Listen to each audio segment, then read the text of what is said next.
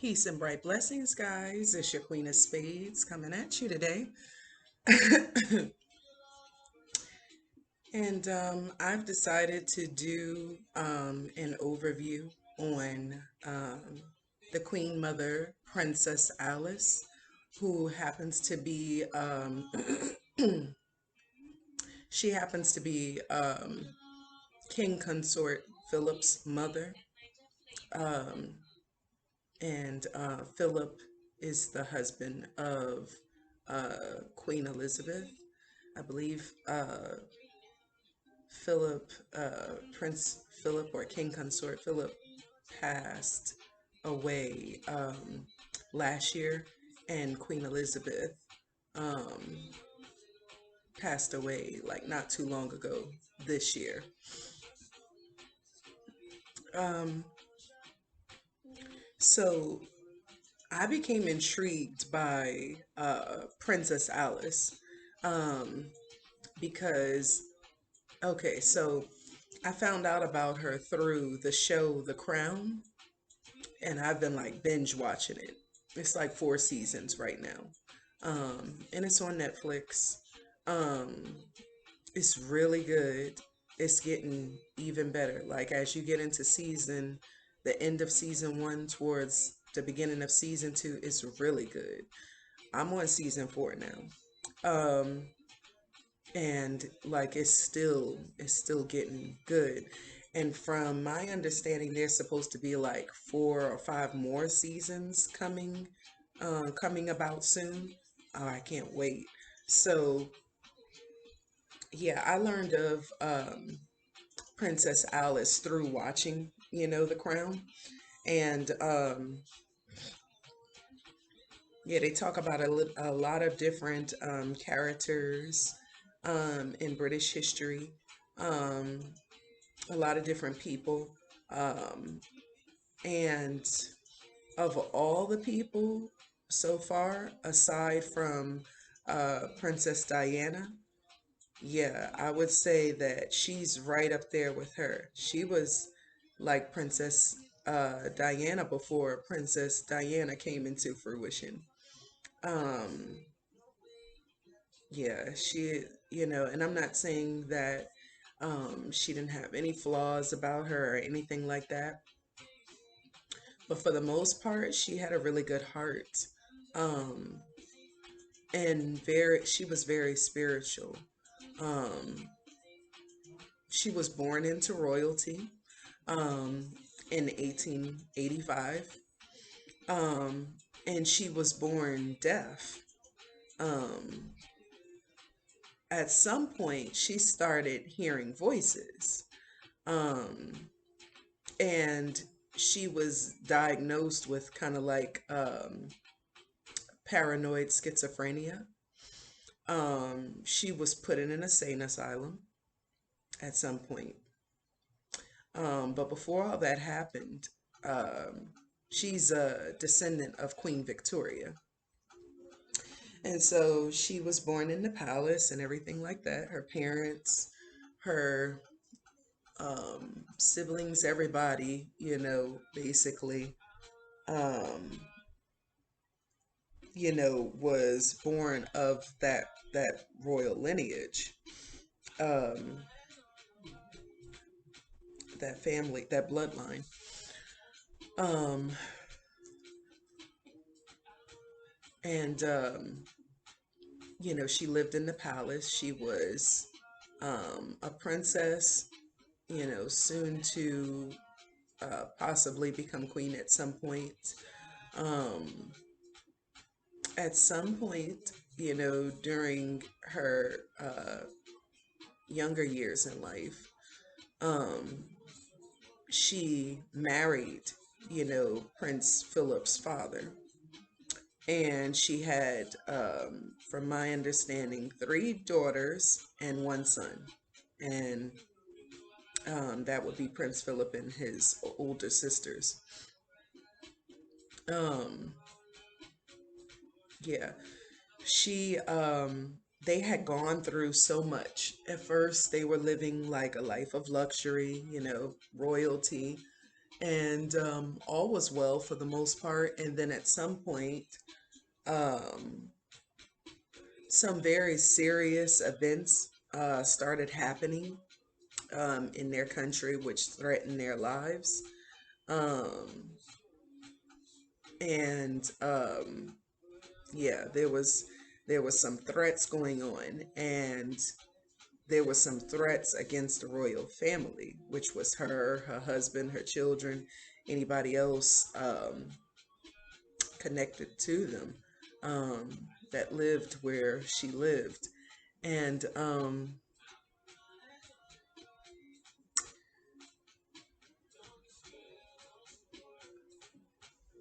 yeah, so at some point, um,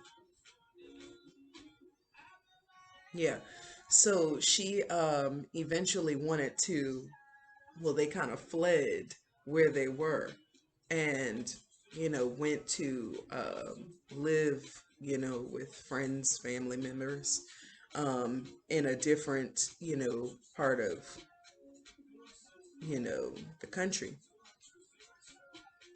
um she had her daughters who were like, you know at some point, getting older. They were going into their adult years, and they were starting to settle down in marriage and things like that. And she had, basically been around, to help them to get, to that stage in life. Um,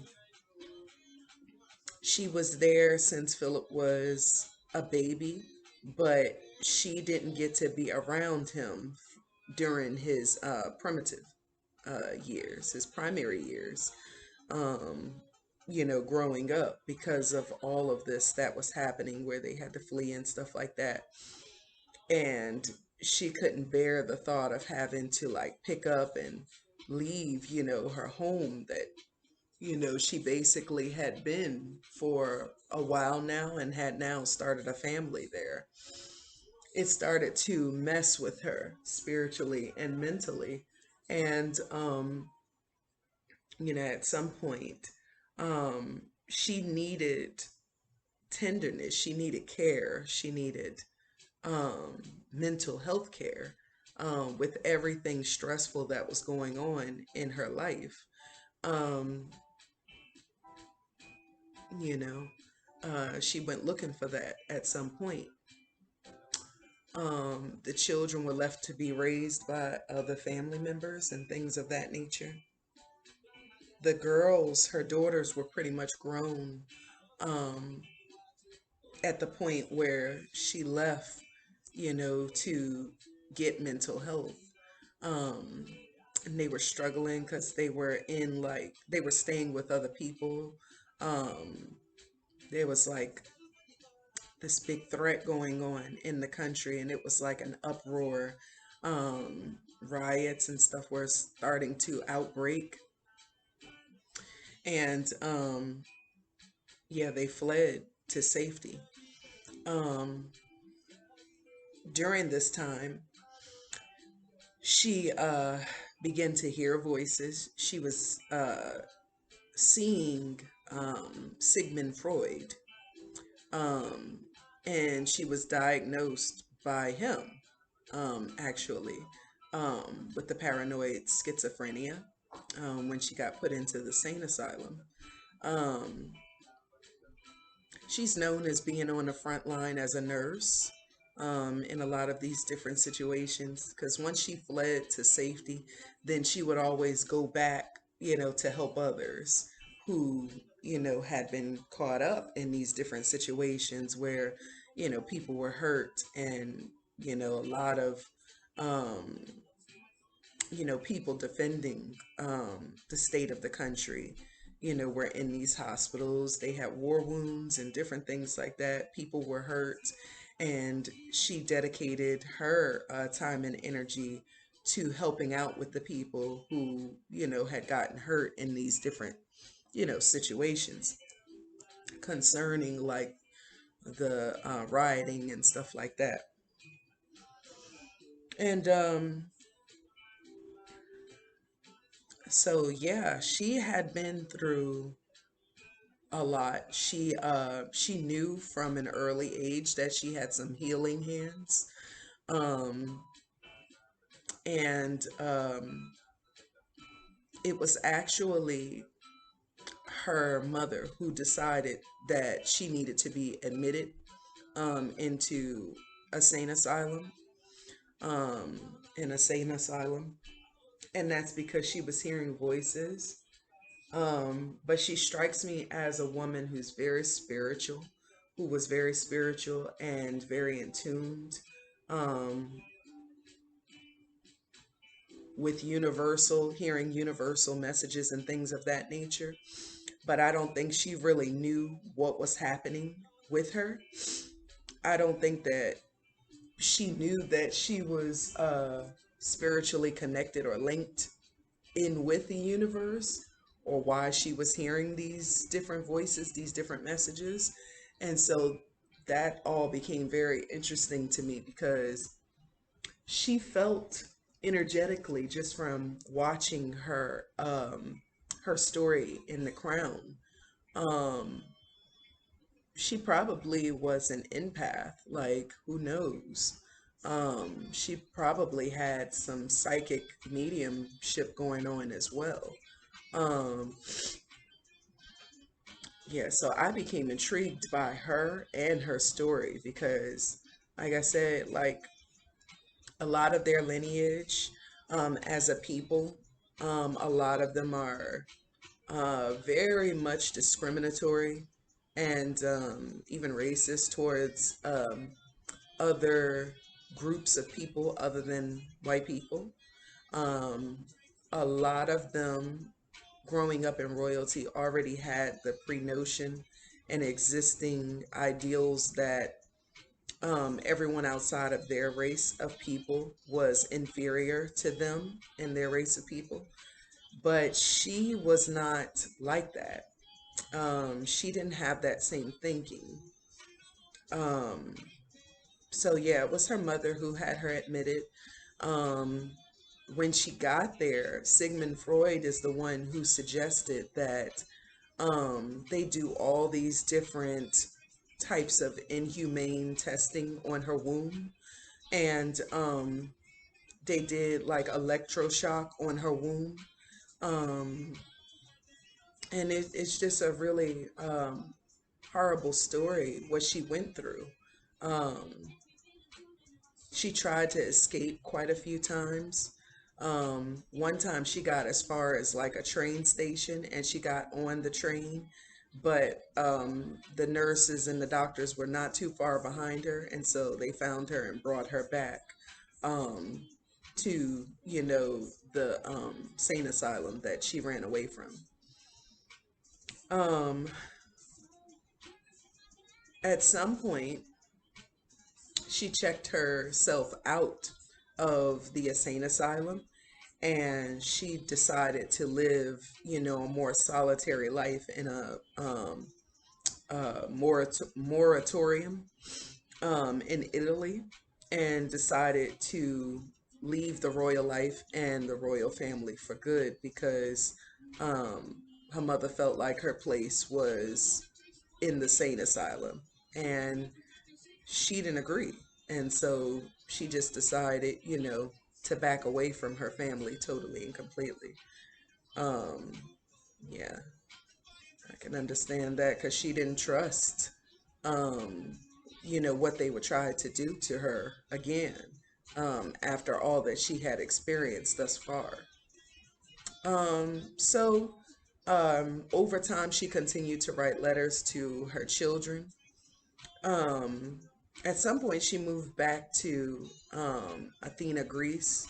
Yeah, that's where she was, where she had to flee, where all of this was going on, and she became in danger. But she moved back to Greece at some point, and she began serving the poor. Um, you know, um, at some point, she took in a Jewish family when Nazis were executing Jewish people and putting them into concentration camps. Um, others were being executed and severely punished for helping hide lots of Jewish people.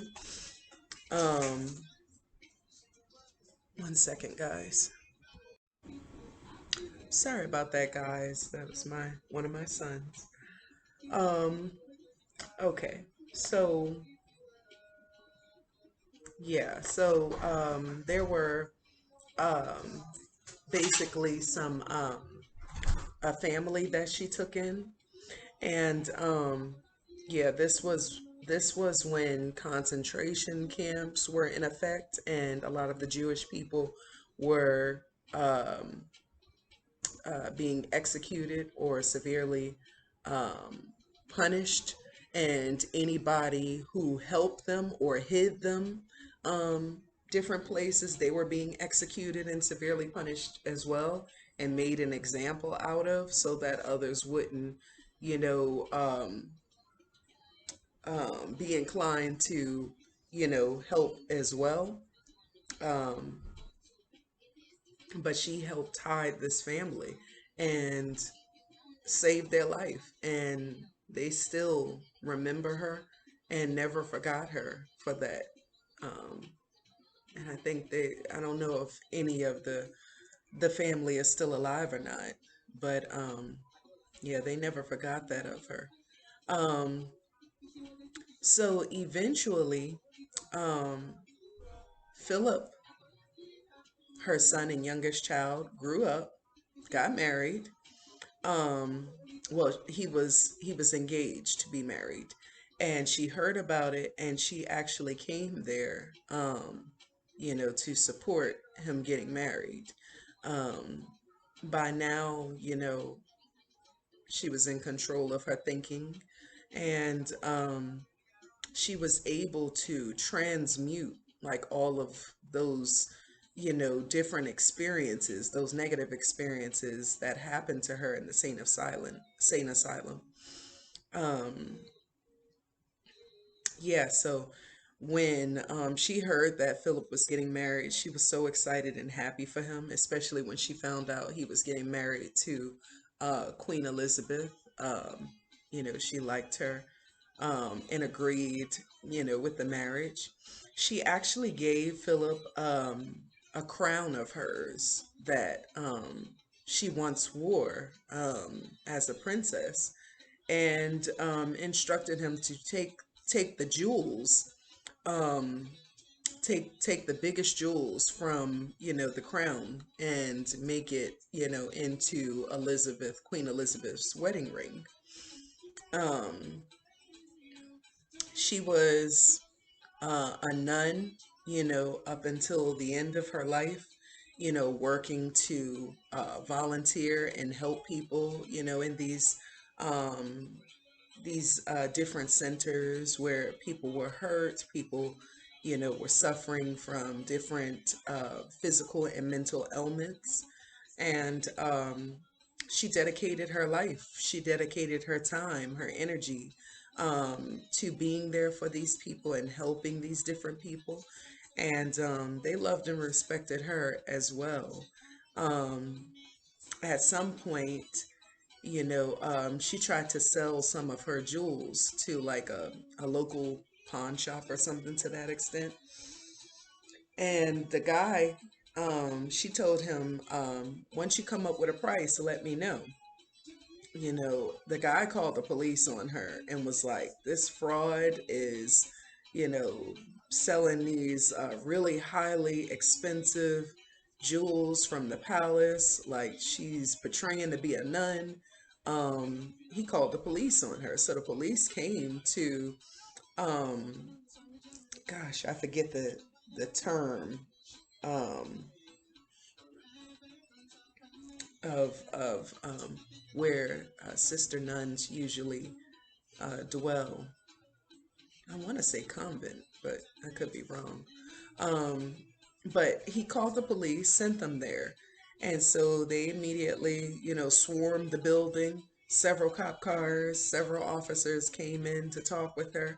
And they were like, where did you get the jewels from, ma'am? And they were asking her, like, did you steal it? Stuff like that.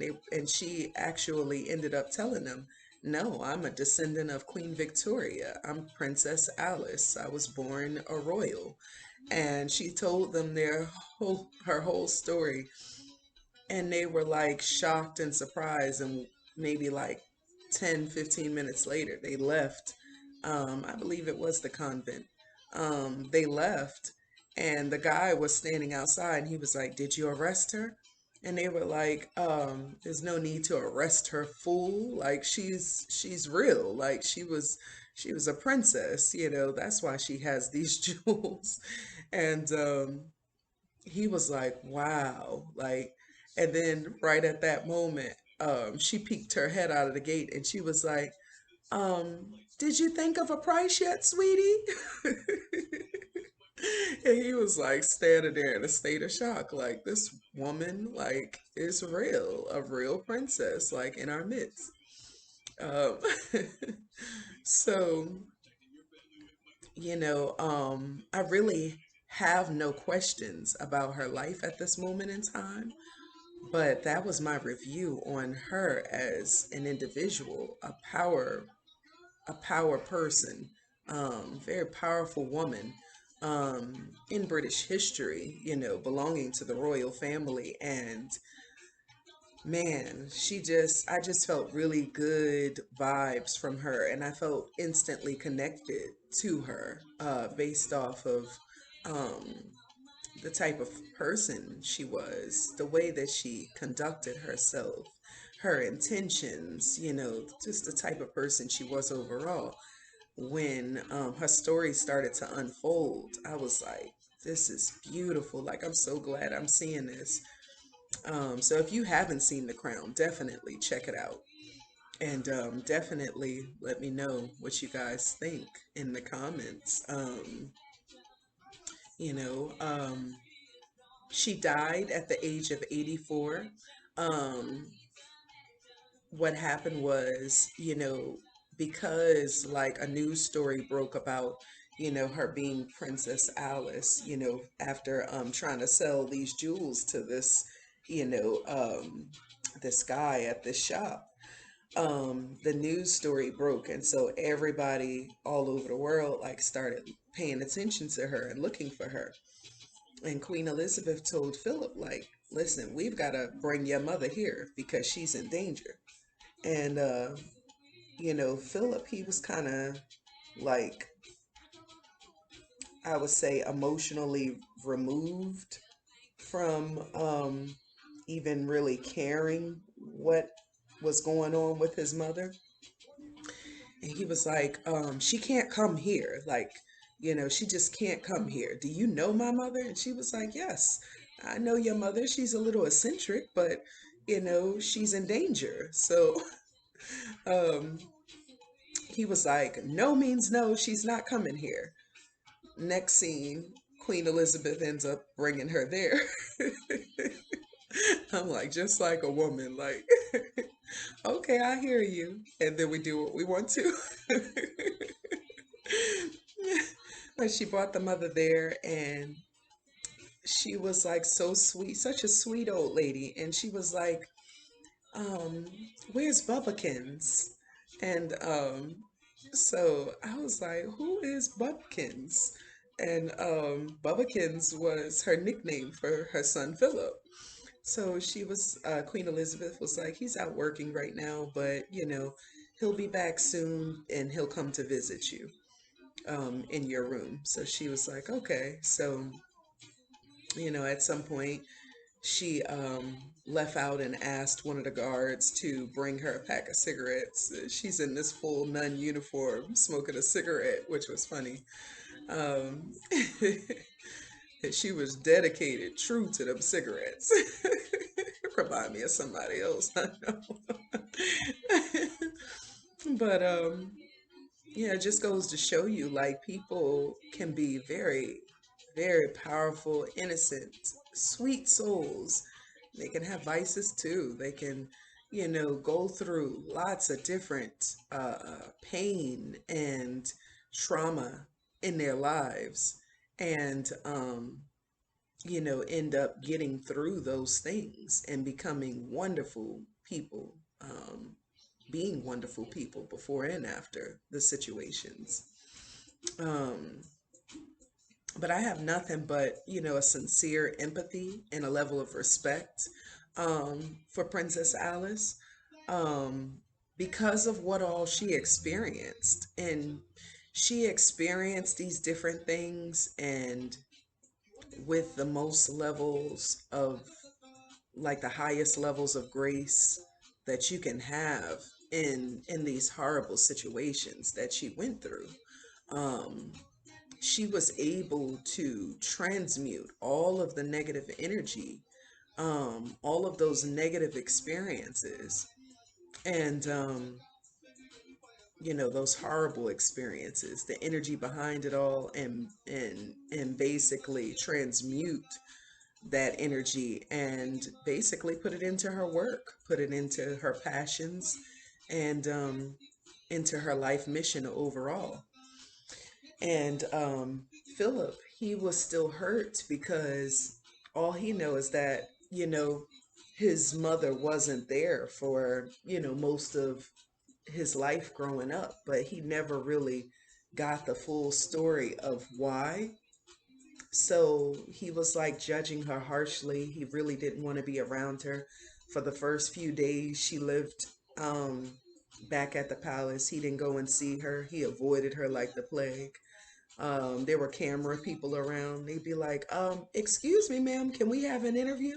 And she would be like, sure, yes, of course. And then he'd be like, get her out of there. Like, he didn't want her to be interviewed. He didn't know what she was going to say. He didn't trust her. He had some animosity towards her. And he was very estranged from his mother because he didn't know totally and completely why she was gone most of his life. All he knew was that she had mental illness. And I think that for the most part, he blamed her for not being around during his childhood and most of his adulthood. Which you can't blame him for having that level of resentment, but he never really fully took the time to understand why she wasn't around. She really couldn't help that for the most part. She needed help. Um, at some point, they were supposed to be interviewing Philip's and Queen Elizabeth's daughter, Princess Anne, because they wanted, some good reviews for the royal family. There was this reporter that was reporting all the crazy stuff, like, they just attention seeking people who, just really just want to be in front of the camera. They really just want to be seen. They want to be praised by people. It's the only reason, why they're constantly doing things for people or in front of the camera. So they wanted, a royal who was like mostly to themselves and not in a bunch of scandal to be interviewed by the reporter. And instead of Princess Anne ending up being interviewed by the reporter, um, her grandmother, like, ended up being interviewed by that reporter.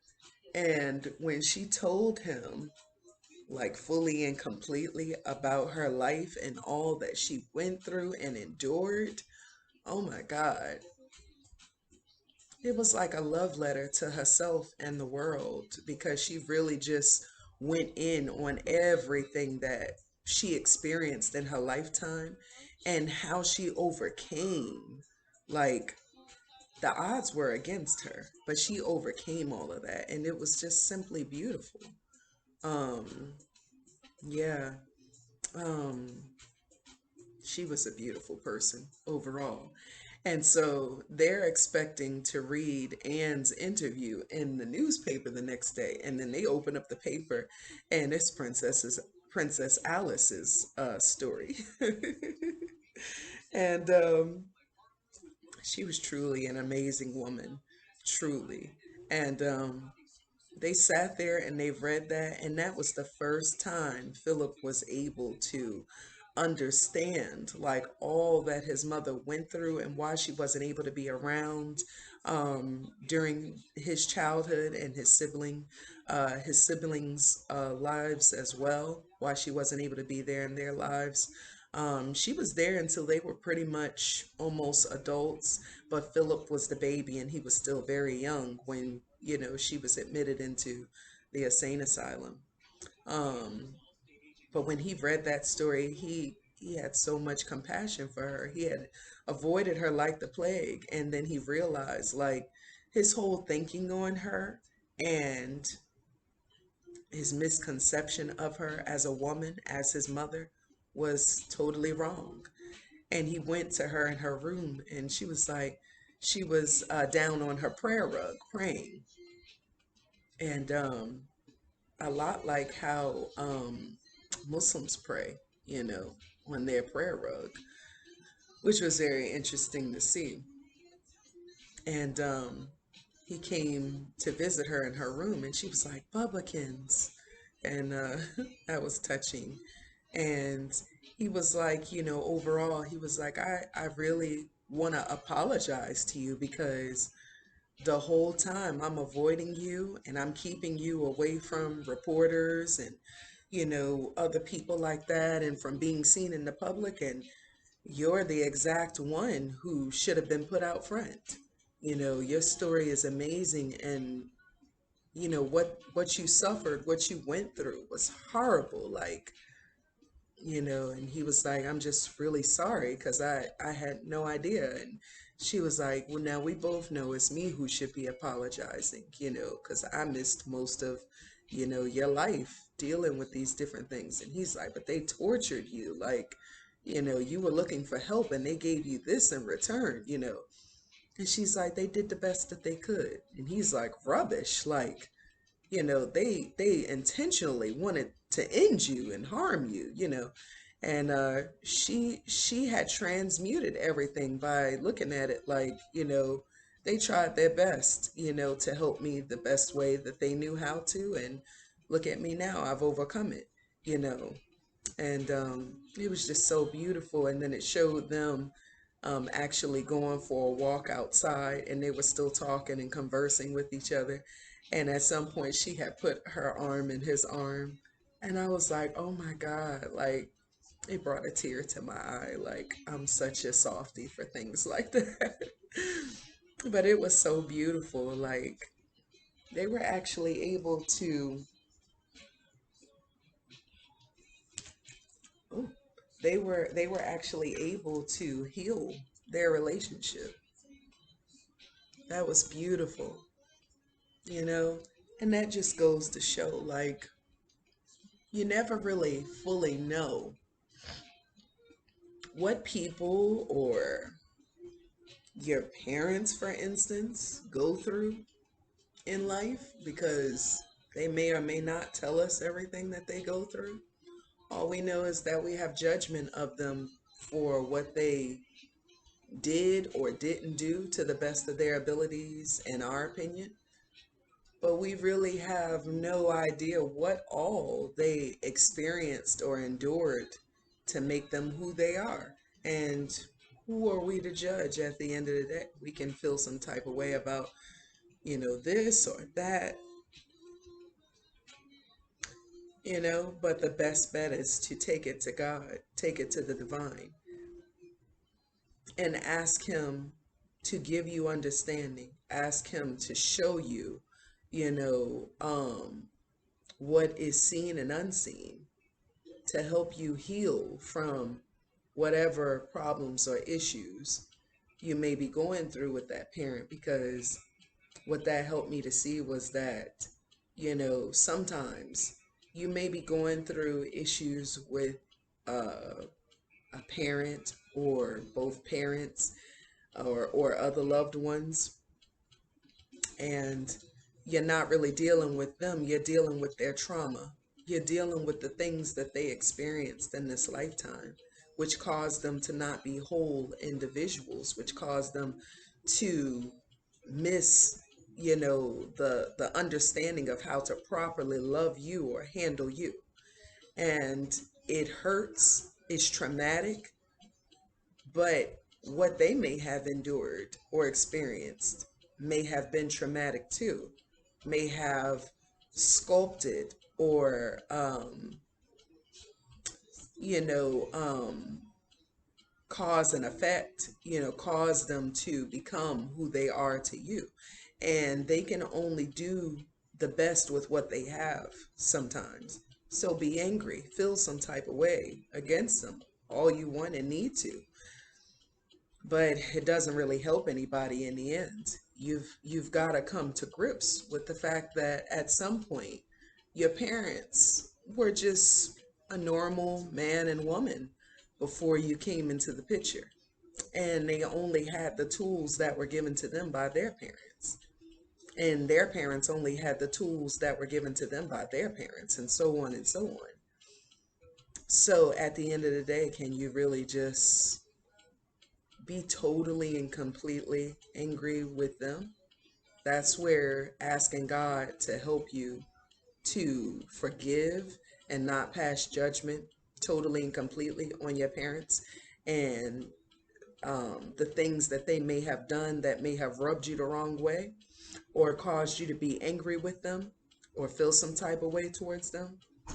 There's ways to move move past it, and you just have to be willing to. And what I saw with Philip was that it took him reading his mother's story in the paper, and then he was able to open up to receive, you know, finally what she had to say. I'm so glad that, like, she didn't die and pass away before they had a chance to actually, just talk and converse with each other, because he needed that and she needed that too. And I saw healing.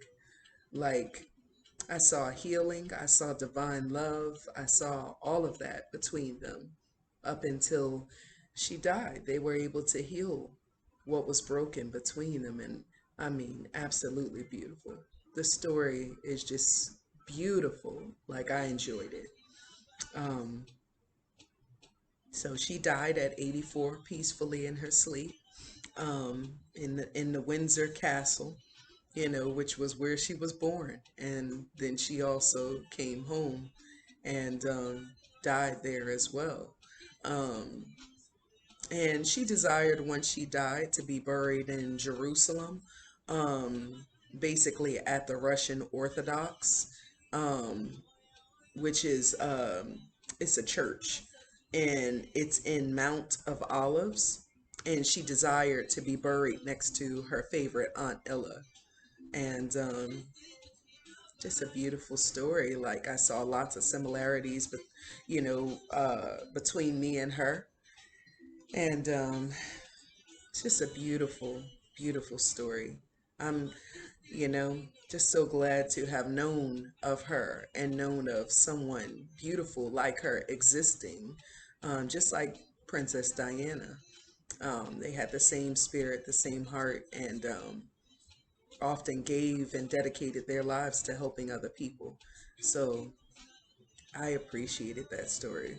And it was so beautiful. And I encourage you guys to go and watch it and leave your comments down below and let me know what you think. And let me know if there's any people that interest or intrigue you within the royal um, family that you would like me to do an overview on or a reading on. Um, as I will be doing more overviews on individuals. Along with the readings, I'll be doing overviews on individuals and yeah, and also movies and shows. Anybody that knows me knows, like, I can quote 1,000 different movies and shows. So I'm going to start sharing my opinions, more of these different movies and shows that I watch. And who knows, maybe you guys watch the same ones. So, yeah, just come along on this journey with me, and comment down below and let me know what you guys think. And yeah. That's all I have about Miss Queen Princess Alice for today. And I look forward to seeing you guys in the next video. Peace and bright blessings.